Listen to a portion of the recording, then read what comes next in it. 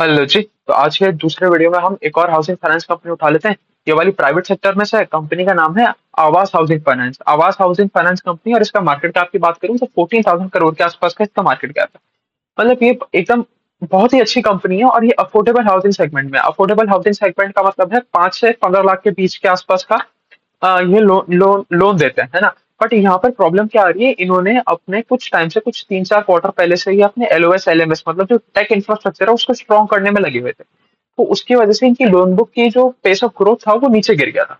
अब क्या हुआ कि अब इनका एक क्वार्टर से तो ये एलओएस एलएमएस सिस्टम वाला चक्कर खत्म हो गया। ऑलमोस्ट सब कुछ लाइव है, कुछ कुछ बिल्कुल आखिरी स्टेज पे, मतलब बिल्कुल ही एंड ऑफ द टेस्टिंग है, बीटा बीटा फेज में है ना। तो उन सारी चीजों के बाद भी इनकी लोन बुक ग्रोथ में वो पिकअप नहीं आया, और मैनेजमेंट भी जो पहले 25-30%, 35% का गाइडेंस देता था, वो धीरे धीरे गाइडेंस भी कम हो रहा है। अगर मैं गाइडेंस की बात करूं तो मैनेजमेंट ने कहा था हम 20 to 25% के आसपास से ग्रो करेंगे। अब ठीक है, अब इसके नंबर्स देख लेते हैं क्या क्या है। अगर मैं डिसबर्समेंट की बात करूं तो disbursement went up by 13% on a YOY level, PAT increase by 15% on a YOY level, and loan book growth, जो हमारी लोन बुक है वो लोन बुक हो गई है 14,400 करोड़ की, जिसमें ग्रोथ आई है 4% on quarter on quarter level. और एयूएम बढ़ा है हमारा 22% से। अब एक साथ बहुत सारे नंबर हो गए, बहुत सारे नंबर हो गए। अब एक एक करके सब नंबर को समझ लेते हैं। सबसे पहले आ जाता है हमारा disbursement growth rate. Disbursement growth क्या होती है कि पिछले साल Q1 में कितना कितना नया लोन दिया था वर्सेस इस साल Q1 में कितना नया लोन दिया। अगर पिछले साल Q1 में हमने 100 रुपए का लोन दिया था और इस साल Q1 में हमने 120 रुपए का लोन दे दिया, तो that is 20% growth in disbursement. फिर आ जाता है पैट। पैट का नंबर तो हमें क्लियर ही है कि पैट क्या है, प्रॉफिट आफ्टर टैक्स हो गया। उसके बाद आ जाती है हमारा एयूएम। एयूएम का मतलब क्या हो गया कि आपके total asset under management. Suppose आपने टोटल 10 लाख रुपए का लोन दे रखा है, 10 लाख रुपए के लोन में से 2 लाख रुपए वापस आ चुके हैं, बट वो आपके एयूएम में 10 लाख रुपीज ही काउंट हो गए। तो 10 लाख रुपीज का एयूएम है, जिसमें से 2 लाख रुपए आ गए। तो आपका करंट जो लोन एसेट है, लोन एसेट्स है, वो लोन बुक है वो 8 लाख की है। ठीक है, ये चीज हमें समझ में आई। अब थोड़े से इनके प्रोडक्ट सेगमेंट की बात कर लेते हैं। तो इनका सबसे बड़ा प्रोडक्ट सेगमेंट आता है हाउसिंग लोन से। हाउसिंग लोन कंट्रीब्यूट करता है 69%।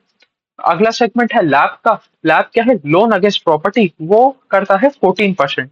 और फिर है फाइनल सेगमेंट एमएसएमई का, जो करता है 17% कॉन्ट्रीब्यूशन।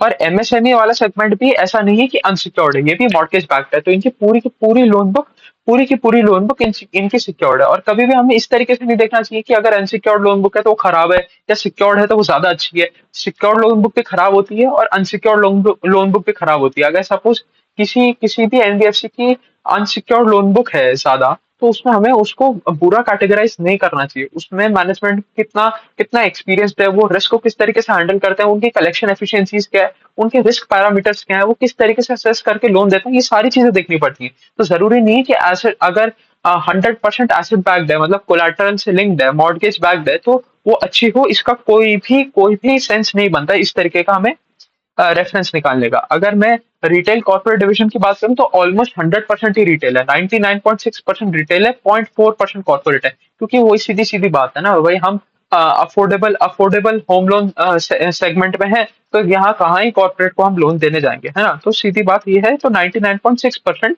रिटेल सेगमेंट है। अगर हम थोड़ी सी कस्टमर प्रोफाइल की बात कर लें कि किस कैटेगरी का कस्टमर को ये लोन देते हैं, तो हमें पता चलता है 40% सैलरीड एम्प्लॉइज और 60% सेल्फ एम्प्लॉयड कैटेगरी के लोगों को लोन देते हैं। अभी हमने थोड़ी देर पहले किया था पीएनबी हाउसिंग फाइनेंस, उसका बिल्कुल ही उल्टा था। वो ज्यादा सैलरीड एम्प्लॉयज को लोन देता था, कम सेल्फ एम्प्लॉयड कैटेगरी को लोन देता था। यहाँ पर रिवर्स है, यहाँ पर ये कह रहे हैं कि हम ज्यादा ज्यादा सेल्फ एम्प्लॉयड कैटेगरी वाले लोगों को लोन देंगे as compared to salaried employ. अगर मैं इनके डिसबर्समेंट की ब्रेकअप की बात करूं, मतलब इस क्वार्टर में इन्होंने जो लोन दिया उसकी बात करूं कि वो कहाँ कहाँ गया, तो 1/3 मतलब 66-67% के आसपास लोन तो गया हमारा हाउसिंग की तरफ, हाउसिंग लोन की तरफ। 22% गया हमारा एमएसएमई की तरफ, और रिमेनिंग 11-12% गया हमारा मॉर्गेज लोन्स की तरफ, अदर मॉर्गेज लोन्स की तरफ। अगर मैं इनके ब्रांच ब्रांच एक्सपेंशन की बात करूं, तो इन्होंने इस क्वार्टर में 4 नई ब्रांचेस ऐड करी, और अब टोटल नंबर ऑफ ब्रांचेस हो गई है 371। मतलब पिछले क्वार्टर Q4 FY24 इन्होंने जो फाइनेंशियल ईयर 24 एंड किया था, उस टाइम इनके 367 ब्रांचेस थी, जो अब बढ़ के हो गई 371 ब्रांचेस।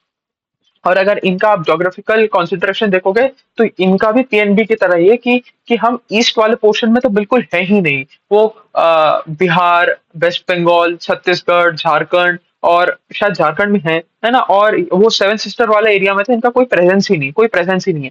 जहां पर भी है वो सारा नॉर्थ वेस्ट वाला रीजन है और साउथ वाला रीजन है ना। तो ये इन लोगों ने अभी तेलंगाना में एंटर करना स्टार्ट किया, तेलंगाना और कर्नाटका में इन्होंने एंटर करना स्टार्ट किया और वहां के मार्केट पे ग्रिप बनाने की ये लोग कोशिश कर रहे हैं, है ना। अगर हम बात करें तो इनकी कॉस्ट ऑफ बोरिंग लगातार बढ़ती जा रही है। अगर मैं इस वजह से इनके स्प्रेड्स भी कम हो रहे हैं। अगर मैं स्प्रेड की बात करूं तो स्प्रेड आ गया इनका 5% पे, और मैनेजमेंट ने यही कहा था कि हम 5% से नीचे स्प्रेड को नहीं जाने देंगे। तो मतलब एकदम उस लाइन पे आके खड़ा हो गया स्प्रेड के, 5% का स्प्रेड आ गया।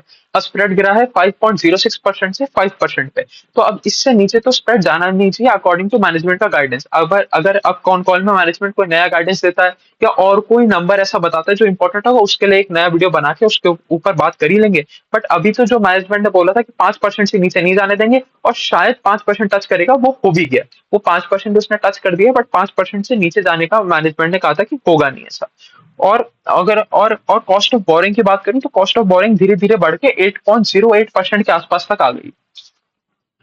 अगर मैं देखूं तो अगर अब आपकी कॉस्ट ऑफ बोरिंग लगातार बढ़ेगी और स्प्रेड्स कम होंगे तो आपकी निम्स में कॉन्ट्रैक्शन मिलेगा। हमें निम्स में भी कॉन्ट्रैक्शन देखने को मिला। अगर मैं निम्स की बात करूं तो निम्स घट गए 7.91% से 7.31%, मतलब 60 बेसिस पॉइंट्स का डिप आ गया निम्स में।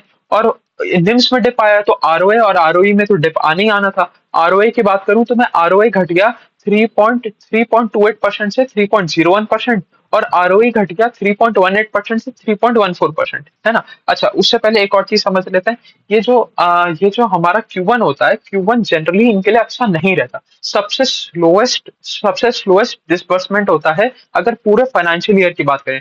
तो अगर अगर आप आवास का देखने जाओ, आवास का सबसे कम डिसबर्समेंट चारों क्वार्टर में से कौन से क्वार्टर में होगा, तो Q1 में सबसे कम डिसबर्समेंट होगा। तो ये वैसे ही इनके लिए थोड़ा सा खराब क्वार्टर रहता है। तो उस नजरिए से भी हमें ये नंबर देखना है। अगर आप पीछे हिस्टोरिकली भी देखोगे, FY24 में, 23 में, 22 में, तीनों साल में सबसे खराब क्वार्टर Q1 ही रहा है। Q1 में हमें बड़ा डिप देखने को मिलता है। तो अभी हम जब आगे जाके क्वार्टर ऑन क्वार्टर नंबर देखेंगे तो उसमें हमें डी ग्रोथ देखने को मिलेगी। तो उसको हमें इसी तरीके से असेस करना है कि इस कंपनी के लिए ये सीजनैलिटी फैक्टर है कि हर Q1 इनके लिए थोड़ा सा खराब रहता है क्वार्टर ऑन क्वार्टर लेवल पे, है ना। वैसे वाई वाई लेवल पे तो हमें देखना ही पड़ेगा कि भाई पिछले Q1 से इस Q1 में तो इंप्रूवमेंट आनी ही चाहिए। बट अगर हम मार्च के क्वार्टर की बात करें ये Q1 से, तो वहां पर हमें डिप देखने को ही मिलेगा। इनकी एसेट क्वालिटी की बात कर लेते हैं। इनकी एसेट क्वालिटी में कहीं कोई दिक्कत नहीं है। अभी हम देखेंगे थोड़ा सा अपटिक जरूर आया, बट इतनी अच्छी एसेट क्वालिटी है कि इस एसेट क्वालिटी पे हमें ज्यादा दिमाग लगाने की जरूरत ही नहीं है। अगर मैं ग्रॉस एनपीए नंबर की बात करूं तो वो 0.94% से बढ़ के 1.01% हो गया। मतलब 1.01% का ग्रॉस एनपीए से कम क्या ही लोगे आप, है ना। मतलब बहुत ही बड़ी एसेट क्वालिटी है। अगर मैं नेट एनपीए की बात करूं तो नेट एनपीए 0.67% से बढ़ के 0.72% हो गया। वन प्लस टीपीटी बकेट्स में भी थोड़ा सा जंप देखने को मिला। अब ऐसे देखे जाए तो थोड़ी थोड़ी एसेट क्वालिटी खराब हुई है, बट यहाँ पर कोई भी ऐसा डिस्ट्रप्शन नहीं हुआ कि हमें टेंशन लेने की जरूरत पड़ जाए कि वो इनकी एसेट क्वालिटी खराब होने लग गई, क्योंकि पहले से ही इतनी अच्छी एसेट क्वालिटी थी। तो थोड़ा बहुत अगर एसेट क्वालिटी में डिप आ जाता है तो कोई दिक्कत वाली बात नहीं है। यहाँ पर प्रॉब्लमेटिक चीज वही है कि आपके सारे सिस्टम्स इन प्लेस है, आपने जो टेक ट्रांसफॉर्मेशन किया था वो कंप्लीट हो गया है। उसके बाद भी आपके जो प्रीवियस पेज था उस पेज पे लोन बुक ग्रोथ आ क्यों नहीं रही है। तो हमें लोन बुक ग्रोथ की टेंशन लेनी है। अब यहाँ पर एसेट क्वालिटी की कोई दिक्कत वाली बात ही नहीं। अगर हाँ, अगर मैं बात करूं इनकी नेट इंटरेस्ट इनकम की, तो नेट इंटरेस्ट इनकम बढ़ी 10% on a Y Y level और डी ग्रू किया 5.4% on a quarter on quarter level. अब वही है, देखो जब जब Q4 आपका हमेशा बहुत अच्छा रहता है और फिर Q1 आपका सबसे खराब क्वार्टर रहता है, तो इसमें तो आपको डिफरेंस मिलेगा ही ना। तो 5.4% क्वार्टर ऑन क्वार्टर डे पाया। अगर मैं बात करूं इनके ऑपरेटिंग एक्सपेंसेस की, तो ऑपरेटिंग एक्सपेंसेस बढ़े सिर्फ 3.2% से। अब देखो यहाँ पर बहुत इंटरेस्टिंग चीज हुई। आपने आपने अपना जो नेट इंटरेस्ट इनकम है, इनकम तो बढ़ाया 10% से, बट आपके उस 10% को इनकम को बढ़ाने के लिए खर्चा सिर्फ 3% से बढ़ा। तो इसका मतलब आपको ऑपरेटिंग लेवरेज मिला। यही चीज हमें देखने को मिलेगी पैट में, क्योंकि पैट बढ़ गया हमारा 15% से। जब आपका नेट इंटरेस्ट इनकम ही 10% से बढ़ा है और पैट 15% से बढ़ गया, इसका मतलब आपको ऑपरेटिंग लेवरेज मिला, है ना। तो यहाँ पर कंपनी को ऑपरेटिंग लेवरेज तो मिल रहा है, इसमें भी कोई दिक्कत नहीं है। अगर मैं कंपनी की क्रेडिट कॉस्ट की बात करूं तो क्रेडिट कॉस्ट कंपनी की बढ़ गई करीबन 98% से, क्योंकि कंपनी ने पहले ही प्रोविजन बना के रख दी है अपने जो भी खराब हो सकते हैं होने वाले लोन्स के लिए, चाहे वो थोड़ा सा क्वालिटी डिग्रेड हुआ और डीपीटी बकेट्स में, चाहे ग्रॉस एनपीए में, चाहे नेट एनपीए में, तो सबके लिए इन्होंने प्रोविजन बना के चले। तो इन्होंने अपना प्रोविजन इंक्रीज कर दिए। तो इसमें भी कोई बहुत ज्यादा टेंशन वाली बात है नहीं। अगर पैट की बात करें तो पैट में हमें देखने को मिलता है 15% का वाई लेवल पे ग्रोथ और 11.6% का D growth on a quarter on quarter basis. तो ठीक है, यही थी कहानी आवास आवास फाइनेंसर्स की। ये भी एक हाउसिंग फाइनेंस कंपनी है। इसके बाद हम करेंगे होम फर्स्ट फाइनेंस, वो भी एक हाउसिंग फाइनेंस कंपनी है, बट उसका रिजल्ट इससे इससे काफी अच्छा है। आवास से अगर हम कंपेयर करने जाए तो काफी अच्छा है। आवास का रिजल्ट पीएनबी से अच्छा था और होम फर्स्ट का रिजल्ट आवास से भी अच्छा है ना। बट यहाँ पर बाकी सारी कोई भी चीज में इसमें दिक्कत नहीं है। इन्होंने अपना टेक ट्रांसफॉर्मेशन कंप्लीट कर लिया है ऑलमोस्ट ऑलमोस्ट। इन्होंने इनकी एसेट क्वालिटी में कोई दिक्कत नहीं है, एकदम pristine level of asset quality है। इनके सिस्टम्स में कोई दिक्कत नहीं है। बस थोड़ी बहुत दिक्कत वही है कि इनकी लोन बुक ग्रोथ जो प्रीवियस पीरियड था उसके आसपास नहीं आ पा रही। उसके ऊपर से एक आधा इनके थोड़ा सा मैनेजमेंट इशू भी है कि इनके मैनेजमेंट ने 2-3 क्वार्टर पहले अब्रप्टली अपना रेजिग्नेशन दे दिया था। सीईओ ने अपनी पोजीशन से हट गए थे। तो वो सारी थोड़ी चीजें हैं। बट अब पिछले 5-6 क्वार्टर में इनके कोई ऐसी दिक्कत आई नहीं है, मैनेजमेंट स्टेबल है। पर इनके पास बहुत सारा टैलेंट भी है। तो मतलब ऐसा नहीं है कि वो एक आदमी चला गया तो कंपनी की पूरी ग्रोथ रुक जाएगी। ऐसा कोई इशू तो नहीं है। बट वही देखना है कि इनकी लोन बुक ग्रोथ कब तक वापस आएगी। जब तक लोन बुक ग्रोथ नहीं आएगी तब तक बात बनेगी। अब आपने अपने सारे सिस्टम्स इन प्लेस ले आए हो, आपने पूरा टेक ट्रांसफॉर्मेशन खत्म कर दिया है, तो आपकी लोन बुक वापस वही 25-30% के आसपास आ जानी चाहिए। चलिए अभी के लिए इतना ही रखते हैं। इसकी कॉन कॉल में कुछ भी इंटरेस्टिंग होगा या बताने लायक होगा तो उसके लिए एक नया वीडियो बना ही देंगे। अभी थोड़ी देर बाद बनाते हैं होम फर्स्ट फाइनेंस का वीडियो। चलिए, थैंक यू।